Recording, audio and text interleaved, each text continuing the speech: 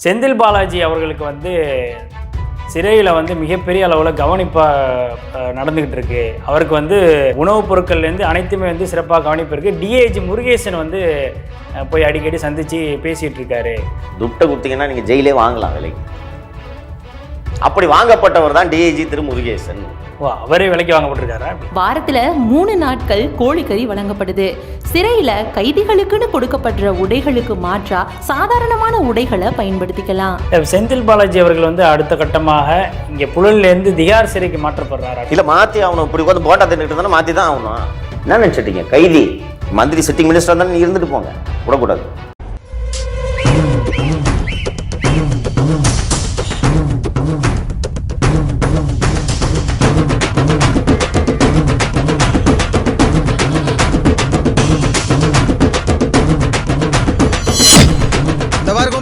செந்தில் பாலாஜி அவர்களுக்கு வந்து சிறையில் வந்து மிகப்பெரிய அளவில் கவனிப்பாக நடந்துக்கிட்டு இருக்கு. அவருக்கு வந்து உணவுப் பொருட்கள்லேருந்து அனைத்துமே வந்து சிறப்பாக கவனிப்பு இருக்கு.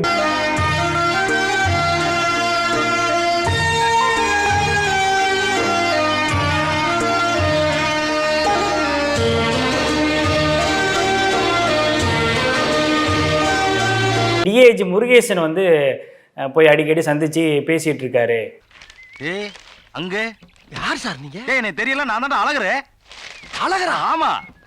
இந்த சின்ன புள்ளில 2 பேரும் புழுதியோட நாட்டமே. ஆமாடா.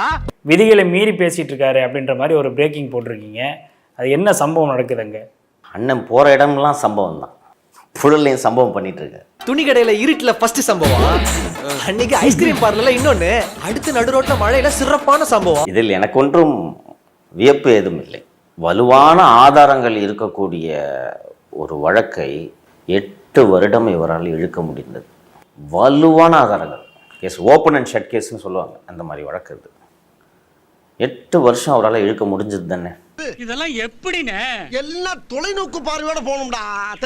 ஒரு 10,000 15,000 நினைக்கிறேன் ஒரு புத்தகங்களை நான் தானமாக சிறை நிர்வாகத்துக்கு கொடுக்கும்போது, கைதி புத்தகங்களை டொனேட் பண்ணக்கூடாது அப்படின்னு ஒரு விதியை சொல்லி வாங்க மாட்டேன் அப்படின்றாங்க. சிகப்பா இருக்கிறவன் பொய் சொல்ல மாட்டான்டா. இது என்னடா புது பொருளியா இருக்கு? பொய் சொல்றதுல சிகப்பென்ன கருப்பென்ன? வாங்க மாட்டேன் அப்படின்னு சொன்னாங்க. எனக்கு இது ரொம்ப அப்சர்ட் ரூலாக தெரிஞ்சிச்சு. சரின்ட்டு இதை சேலஞ்ச் பண்ணிட்டு வழக்கு தொடுக்கிறேன் உயர் நீதிமன்றத்தில். இவர் கைதிகளுக்கு தானமாக கொடுக்கும் அந்த 10,000 புத்தகங்களை இவர் படித்துள்ளாரா? இல்லையே. அப்புறம் இந்த புத்தகங்களை படிப்பதால் எந்த வகையில் கைதிகள் திருந்துவார்கள் என்பதை பற்றி இவர் குறிப்பிடவில்லை. நானே படிக்கல, படித்தா தானே அடுத்த பாயிண்ட்டு. இது 2 பாயிண்ட். இப்போ பணம் இருந்தால் எந்த அளவுக்கு நீங்கள் நீதிமன்றங்களை கூட வளைக்கலாம்ன்றது தெரியுது அவங்களுக்கு. நான் தவறான எண்ணத்தில் குறிப்பிடல. கபில் சிபல் வராருங்க, லோடுக்குன்னு ஃப்ளைட்டை பிடிச்சி வராருங்க. எவ்வளோ பெரிய ஆள் வருது. மணி துட்டு துட்டு துட்டு துட்டு துட்டு. தேவே மற்றும் திரு கபில் சிபல் ஆகியோர் இந்த பெஞ்சு வேணாம், வேற பெஞ்சு ஃபார்ம் பண்ணுங்கலாம் செந்தில் பாலாஜிக்காக சென்று வாதாடினார்கள். அதை பார்க்கும்போது இந்த சிறையில் திங்கிறதுலாம் ஒன்றுமே இல்லை. அது துட்டு இருந்தால் யார் வேணாலும் பண்ணலாம். துட்டை கொடுத்தீங்கன்னா நீங்கள் ஜெயிலே வாங்கலாம் விலை. காசு கொடு, காசு காசு காசு கொடு, காசு காசு காசு கொடு, காசு காசு கொடு, காசு காசு காசு கொடு, காசு காசு. சோஷியல் மீடியாவில் இருப்பார், போய் பாருங்கள். முருகேசன் இருப்பார், யூனிஃபார்ம்லாம் போட்டுக்கிட்டு சிறை கிரைன்ட்டு போட்டு ஏதாவது உருட்டிட்டு கிடப்பார். இவர் முன்னாள் டிஜிபி சைலேந்திர பாபு மாதிரி இவர் சோஷியல் மீடியாவில். அவரை பற்றி எனக்கு ஆரம்பத்துலேருந்தே தெரியும். நான் உஷாரு. நீ நானு வேற இல்லடா.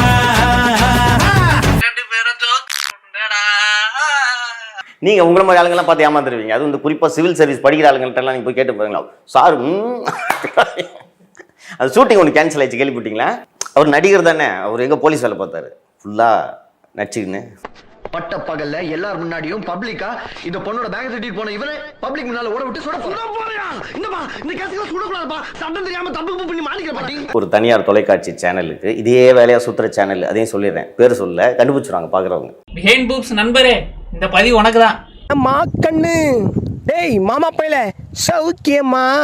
இந்த சிறையில் கைதிகளுக்கு கேன்டீன் வசதி இருக்குன்றது தெரியும். உணவு, இந்த சின்ன சின்ன பொருட்கள், அதில் வந்து ஒரு லிமிட் வச்சுருக்காங்க. என்னன்னா, ஒரு கைதி ஒரு நாளைக்கு 750 ரூபாய்க்கு தான் பொருட்கள் வாங்க முடியும். ஸோ அதனால லிமிட்டேஷன்ஸ்லாம் வச்சுருக்காங்க. செந்தில் பாலாஜிக்கு ஃபர்ஸ்ட் டே 30,000 ரூபாய்க்கு கேன்டீனில் பொருட்கள் வாங்கப்பட்டு. என்ன அது 1573 ரூபா போட்டுருக்கு, அம்புட்டு கத்துருக்காமே. அங்க ஏ கிளாஸ் கைதிகளுக்கு மட்டும் பேட்மிண்டன் விளையாடக்கூடிய வசதி, அங்கே பேட்மிண்டன் கோர்ட் ஒன்று இருக்கு. திரு செந்தில் பாலாஜி அவர்கள் வந்த பிறகு ஒருவருக்கும் பேட்மிண்டன் விளையாட அனுமதி இல்லை. ஏன்னா அந்த பேட்மிண்டன் விளையாடுற இடத்துல இருந்து நேராக நீங்கள் திரு செந்தில் பாலாஜி ரூமை பார்க்கலாம். அண்ணனுக்கு பிரைவசி வேணும்னு சொல்லிட்டு ஒருத்தருமே பேட்மிண்டன் விளையாடக்கூடாது. அப்புறம் ஒரு முக்கியமான விஷயம்ப்பா, என்ன? இந்த வீட்ல நீ எங்க வேணாலும் உட்காரலாம், படுக்கலாம், பெறலாம், உருளலாம். அதுக்கு பூரா உனக்கு பிரீடம் தர்றேன். தேங்க்ஸ். ஆனால் எந்த காரணத்தை கொண்டோ இந்த கதவை திறக்கவோ எதிர்த்த வீட்டை பார்க்கவோ கூடாது. வேற என்னென்ன சலுகை எல்லாம் அவருக்கு கொடுக்கப்பட்டிருக்கு சிறையில்? சரி, இப்போ என்ன இருக்கு? இட்லி வடை தோசை. எப்ப பார்த்தாலும் இட்லி வடை தோசை. அதே எவ்வளவு நாளைக்கு திங்கிறது? ஏதாச்சும் புது புது உணவை கண்டுபிடிச்சு தின்னா தாண்டா நாடு முன்னேறும். அதை செய்ய பாருங்க. அப்படி என்னென்ன வசதிகள் அவருக்கு கொடுக்கப்பட்டிருக்கு அப்படின்றத பார்க்கலாம். சிறையில வழக்கமா எல்லா கைதிகளுக்கும் கொடுக்கப்படுற உணவோட சப்பாத்தி கூடுதலா வழங்குவாங்க.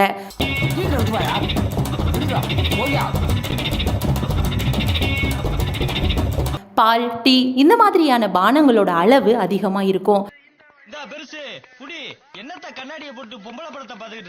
வாரத்துல 3 நாட்கள் கோழிக்கறி வழங்கப்படுது. எனக்கு 2 பிளேட் பிரியாணி, ஒரு சிக்கன் மஞ்சூரி, ஒரு சில்லி சிக்கன், ஒரு சிக்கன் டிக்கா. சிறையில கைதிகளுக்குன்னு கொடுக்கப்படுற உடைகளுக்கு மாற்றா சாதாரணமான உடைகளை பயன்படுத்திக்கலாம். யாரா இவன் டேமேஜா இருக்கான் சார்? டைம் என்ன சார்? Bad time. தேங்க்யூ. டேய் தங்குற அறையோட அளவு விசாலமா இருக்கிறதோட அந்த அறையில மின்விசிறி, மேஜை, நாற்காலி, கட்டில், மெத்தை, கொசுவலை, நாளிதழ்கள், தொலைக்காட்சி இந்த மாதிரியான வசதிகள் எல்லாம் செய்து கொடுக்கப்படுது. இல்ல புரியல. இந்த வசதிகளை எல்லாம் பார்க்கும் பொழுது சிறை பற்றிய கண்ணோட்டம் மக்களுக்கு மாறி இருக்கு. ஒரு வேளை சாப்பிட கூட வழி இல்லைண்ணே. கழுத என்னத்தையாவது பண்ணிவிட்டு 1 வருஷம் போய் ஜெயில இருக்கலாம்னு முடிவு பண்ணேன். சும்மா வளவள பேசிருக்கானே. ஜெயிலுக்கு நேரமாச்சு. என்னடா ரயிலுக்கு நேரமான மாதிரி சொல்ற? சீக்கிரம் வெட்டி ஜெயிலுக்கு போணும்டா. அதனால அதெல்லாம் கொடுக்கணும். பட் இதெல்லாம் அண்டு முக்கியமான விஷயம் மறந்து விட்டேன். அண்ணனுக்கு போண்டா உணவு ரொம்பவும் பிடிக்கும் என்ற காரணத்தால் ஒரு அண்ணனுக்கு போண்டா சூடாக செய்து தரப்பட்டிருக்கிறது என்பதையும் நான் கேள்விப்பட்டேன். வந்துருச்சா? ஐயோ, இந்த அப்பத்தால என் மானம் போய் மரியாதை போய், வேகமா தாடா. ஸோ திரு செந்தில் பாலாஜி அவர்கள்ட்ட இந்த சம்மனை கொடுக்கும்போது வாங்க மாட்டேன்றார். அதுவே அரெஸ்ட்னு நினைச்சிட்டாரா என்னன்னு தெரியல. இது பண்ண உடனே சம்மன் வாங்க மாட்டேன்னா ஒரு யூனிவர்சிட்டி அவசரம் என்ன பண்ணுவாரு?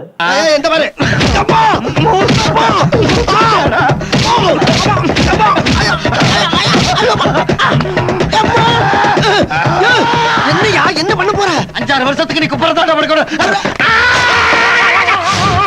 செந்தில் பாலாஜி அவர்கள் வந்து அடுத்த கட்டமாக இங்கே புழலிலேருந்து திகார் சிறைக்கு மாற்றப்படுறாரா? இல்லை மாற்றி ஆகணும். இப்படி உட்காந்து போண்டா தின்னுட்டு இருந்தாலும் மாற்றி தான் ஆகணும். டேய், உங்களை என்ன நான் மதுரையை சுற்றி பார்க்க விட அனுப்பிச்சேன்? நான் நினச்சா உங்களை 1 வருஷம் திகார் ஜெயிலுக்கு அனுப்பிச்சிருவேன். என்ன நினச்சிட்டீங்க? கைதி மந்திரி சிட்டிங் மினிஸ்டர் தான் நீ இருந்துட்டு போங்க, விடக்கூடாது. திகாருக்கு மாற்றணும். இவன் திகாருக்கு போதெல்லாம் என் அடி வயிற்றுல பகீருக்குதுடா. எப்படி இருந்தா நாம இப்படி ஆயிட்டோம்டா. நான் எதுக்கு ஊசி போடணும்? நீங்க முகராசியான ஆளா இருக்கீங்க. வந்து ஒரு ஊசியை போட்டு போனீங்கன்னா அப்புறம் அந்த ஆளுக்கு அதுவா வியாபாரம் ஓடிக்கும்.